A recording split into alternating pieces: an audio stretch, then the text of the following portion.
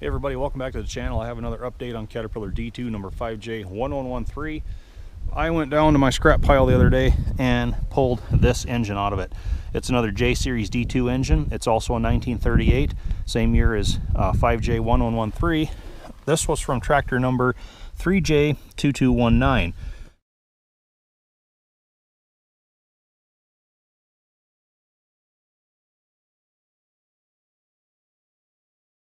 Now, the only difference between a 3J-D2 and a 5J-D2 is the track width.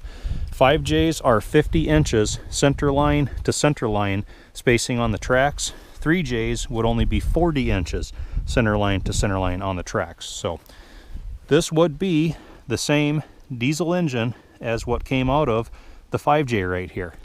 Like I said, it's also a 1938, same model year, but what's really interesting about it is the date code that's on the side of the block casting. We have a D, a U, followed by an E and an O. Now, Caterpillar used what was called numeral code back in the day to date stamp their castings. And if you're not familiar with numeral code, I'll break it down for you right now.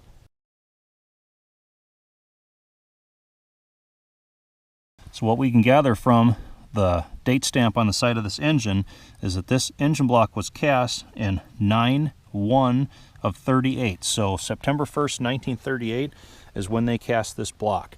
I'll point out right now too that it also has the 4B8522 casting number on the side. So this is the block that I'd really like to use because it is very similar. Well, actually it's identical to the original block from 1113 over here. Well, let's go inside the shop and I'll show you the date code and casting number on the original block from the 5J.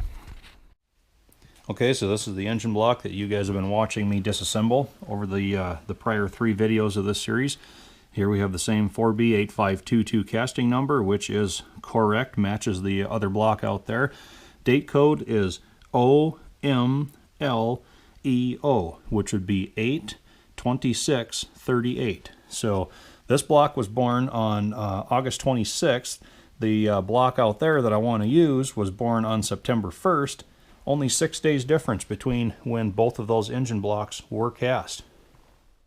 So here's my thought process on this one.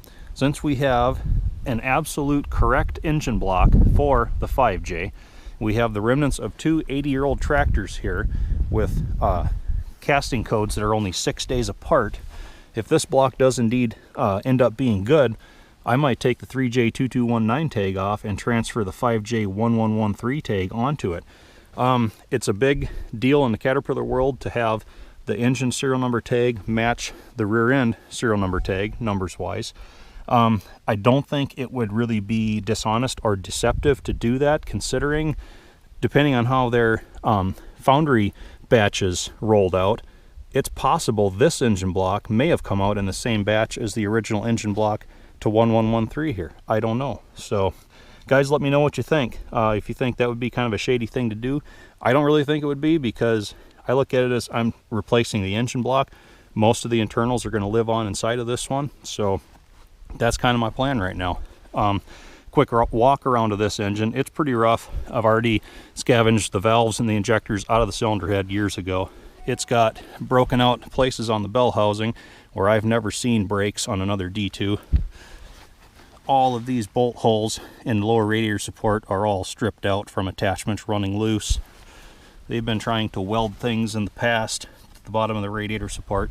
It's just really had a hard life. But I'm going to get this in the shop, start stripping it down, and we're going to see if there's anything good about that block. I sure hope there is. And like I say, let me know what your thoughts are on it. I know what my plan is. Hopefully it works out. Thanks again, guys, and tune in again.